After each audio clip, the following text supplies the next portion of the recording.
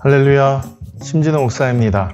이제까지 구약 생활의 원리라고 해서 구약의 역사의 부분들 한 부분에 하나님께서 어떤 마음으로 어떤 생각을 담고 성경에 나타냈는지 그 생활의 원리들을 다루어 보았습니다. 이제 마지막 부분인데요. 에스라, 느헤미야, 포로를 갔다 와서 성전을 재건하고 성벽을 재건하는 이 시기에 대해서 우리가 살펴보려고 합니다. 구약 생활의 원리를 한번 딱 간략하게 정리하고 그 다음에 에스라, 느헤미야에 대해서 살펴보도록 하겠습니다. 가시죠.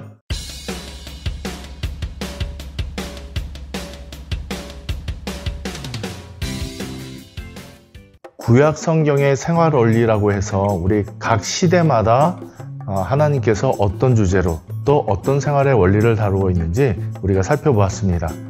창세기는 두 가지 시작을 나타냈죠. 천지의 시작 그리고 히브리 민족의 시작, 이 두 가지를 나타내고 있습니다. 그래서 생활 원리는 우리가 하나님은 인간과 함께 새로운 일들을 시작하신다를 살펴봤습니다. 출애굽기는 두 가지 구출입니다. 우리 이 주제들은 다 2로 이렇게 정리가 될 수 있어요. 출애굽기는 두 가지의 구출, 하나는 육적인 탈출과 또 하나는 영적인 탈출, 이 두 가지의 구출 사건을 다루고 있습니다. 그래서 이 생활 원리는 육적 출생과 마찬가지로 영적인 출생도 있어야 한다는 것을 다루었습니다. 민수기를 다루었죠. 두 세대, 우리 탈출했던 첫 세대와 또 가나안 땅에 들어갈 준비할 두 번째의 세대, 이 민족을 셌다라고 하면서 우리 두 세대를 다루었습니다. 하나님께서는 불신앙을 징벌하시는 그 장면들이 나오죠. 하나님 분명히 불신앙에 대해서는 징벌하십니다. 우리 여호수아를 보았습니다. 두 가지 분할이 있는데요.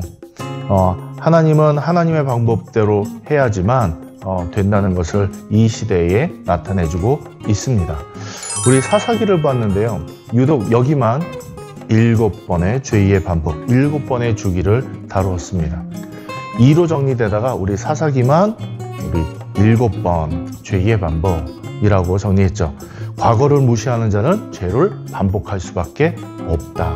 기억이 안 나신다면 다시 한번 돌아와서 그 시대를 정리한 것을 살펴보시기 바랍니다. 우리 사무엘상은 두 명의 통치자가 나오죠. 하나는 사무엘, 또 하나는 사울. 이 사자로 시작되는 두 명의 인물이 통치자가 등장을 합니다. 시작이 좋은 것을 믿는 것은 위험하다라는 것을 다루었죠. 하나님께서 선택하셔서 막 영적인 부흥이 일어날 때 또는 하나님의 역사로 막 일들이 잘 될 때 시작이 좋을 때 끝까지 그것을 믿고 또 의지하고 순종하면 좋을 테지만 그것만 믿고 영적인 생활이 침체되어가는 두 인물들을 살펴보았습니다. 사무엘상에서 한번 다시 살펴보시기 바랍니다. 우리 사무엘 하에서는 두 가지의 생활 방식을 봤죠. 하나님을 믿고 의지했을 때에 성공하는 방식과 또 하나님께 범죄했을 때의 그 생활, 이 두 가지의 생활 방식을 보았습니다. 죄는 용서받아도 징계는 피할 수 없다. 이 생활 원리를 살펴봤죠. 열왕기상에서는 두 왕국을 보았습니다. 솔로몬 이후에 북이스라엘, 남유다로 갈라지고 현명한 충고를 마음에 새기는 것이 좋다라고 이 생활 원리를 살펴보았죠. 또 열왕기하는 두 가지의 포로 이야기를 다뤘습니다. 아수르에서 북이스라엘이 722년에 멸망하고 포로로 끌려가죠. 뿔뿔이 흩어집니다. 그리고 586년에 바벨론에 의해서 남유다가 포로로 끌려갑니다. 이 두 가지의 포로를 끌려가는 내용을 담고 있는 내용이 열왕기 하의 내용이었습니다. 하나님 것은 하나님이 취하신다. 하나님이 참으시다가 하나님의 한계에 하나님의 그 정해놓으신 그 분량까지 차버리면 하나님께서 다시 취하시는 것을 보았습니다. 그리고 우리 지난 시간에 바벨론 포로 시대 두 선지자를 봤죠. 바벨론에서 왕국을 대상으로 사역을 했던 다니엘, 그리고 그발강가에서 백성을 향해서 선포했던 에스겔, 이 두 선지자를 통해서 오늘 하나님을 섬기는 데는 고난이 따른다는 것을 살펴보았습니다. 네, 오늘은 에스라, 느헤미야서를 살펴보겠습니다. 육적 활동과 영적 활동은 균형을 이루어야 한다라는 내용이 담겨 있습니다. 하나님께서는 하나님께 마땅히 돌아가야 될 70년의 안식 후 이 포로 귀환을 시킵니다. 3차에 거쳐서 포로의 귀환이 있는데요. 에스라서는 1차와 2차에 대한 내용을 담고 있습니다. 이 도표를 보면 놀랍게도 1장부터 6장까지는 육적인 일에 대해서 다루고 있습니다. 수룹바벨에 의해서 포로 귀환을 1차로 한 후에 성전을 건축합니다. 그러나 많은 방해로 이 성전이 이루어지고 있지 않을 때에 2차로 학사 에스라가 돌아와서 이 성전을 건축을 완성을 하죠. 그리고 이스라엘 백성들, 이 유대 백성들의 영적인 부흥의 내용을 다루고 있는 부분이 7장부터 10장까지의 내용입니다. 1장부터 6장까지는 성전이 핵심이었다면 오늘 7장부터 10장까지는 부흥, 영적인 부흥의 내용을 다루고 있죠. 이 육적인 부분과 영적인 부분을 다루고 있습니다. 제목은 에스라를 땄지만 1장부터 6장까지의 핵심은 총독 스룹바벨에 의해서 이루어졌다면 7장부터 10장까지의 영적인 부흥은 에스라에 의해서 이루어졌습니다. 에스라가 성전을 재건한 후 14년 후에 3차 귀환이 이루어집니다. 3차 귀환 때에는 술 맡은 관원장이었던 느헤미야에 의해서 돌아와서 52일 만에 성벽을 건축하는 놀라운 역사를 이루죠. 보호되지 못했던 예루살렘이 성벽이 재건되면서 안전과 보호한 그런 도시로 발전하게 되었습니다. 이와 같은 놀라운 역사가 있은 후에 끝나는 것이 아니라 오늘 느헤미야서는 영적인 각성, 영적 부흥에 대한 이야기를 또 다루고 있습니다. 에스라처럼 1장부터 6장까지는 육적인 일, 성벽 재건에 대한 일을 다루는 반면 7장부터 13장까지는 영적인 일, 즉 영적인 재건, 부흥의 내용을 다루고 있습니다. 우리 에스라서는 학개, 스가랴의 내용을 다뤘다면 느헤미야서는 말라기의 내용을 다루고 있습니다. 요 시대에 따라 성경을 읽을 때에 이 선지서를 같이 읽으시면 영적인 도움을 크게 받을 수 있습니다. 우리가 이 성경을 보면서 정말 재밌는 것은 에스라서와 느헤미야서가 쌍둥이 책처럼 육적인 부분을 반을 다뤘다면 영적인 부분을 반을 다루고 있는 것입니다. 오늘 이 말씀을 통해서 우리는 깨달을 수 있는 것이 하나님의 사역은 육적인 일과 영적인 일이 다 이루어져야 된다는 것입니다.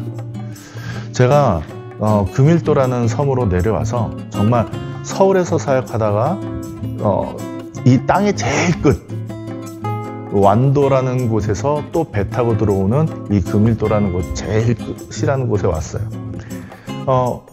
와서 사역을 하다 보니까 정말 해야 될 일이 너무 많은 거예요. 교회가 정리가 안 돼 있고 또 주위에 이제 풀들 제가 농사 져본 적도 없는데 또 밭을 가꿔야 되기도 하고 청소도 해야 되고 또는 관리도 해야 되고 고쳐야 되고 청소해야 되고 막 교회에 이렇게 산재되어 있는 일들이 너무 많은 거예요. 그걸 막 분주하게 하다 보면 지쳐서 정말 영적인 깊이 묵상하고 또 하나님을 만나야 될 이런 부분을 놓칠 때가 너무 많아요. 이런 일들을 위해서 일부러 하나님의 말씀을 묵상하고 더 깊이 기도하고 또 하나님의 일들을 위해서 영적인 생활을 더 열심히 노력할 수밖에 없더라고요. 그리스도인의 섬김은 육적인 일만 중요한 것이 아니라 영적인 일도 중요합니다. 영적인 일은 중요하니까 육적인 일은 별 볼일 없어가 아니라 육적인 일도 중요하고 영적인 일도 중요합니다. 교회도 청소해야 되고 관리해야 되고 또 잘 성도들이 섬길 수 있도록 또는 다음 세대들이 올 수 있도록 이런 부분이 관리되어야 되는 뿐만 아니라 말씀과 기도와 하나님과의 교제와 이런 영적인 부흥이 일어날 수 있도록 끊임없이 치열한 전투를 벌여야 합니다. 목회 현장과 우리 그리스도인의 삶의 현장은 전쟁과 같습니다. 그곳에서 우리가 놓치지 않고 육적인 일과 영적인 일을 다 균등하게 붙잡고 살아야 됨을 오늘 성경은 우리에게 알려주고 있죠.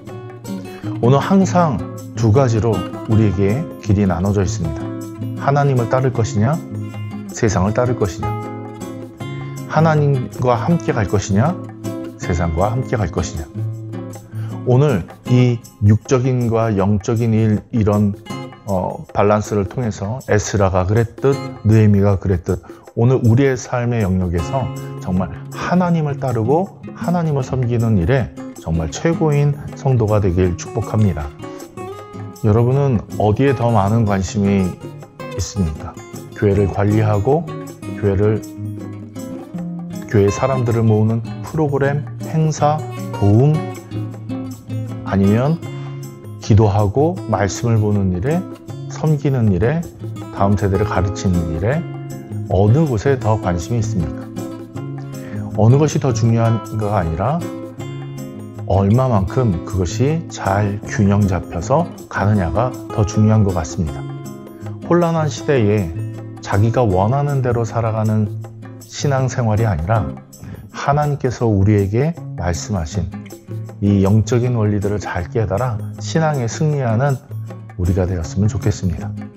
우리 다음에는 이제 생활의 원리를 끝내고 신약과 구약의 침묵 시기를 다루어 보도록 하겠습니다. 다음에 또 봐요.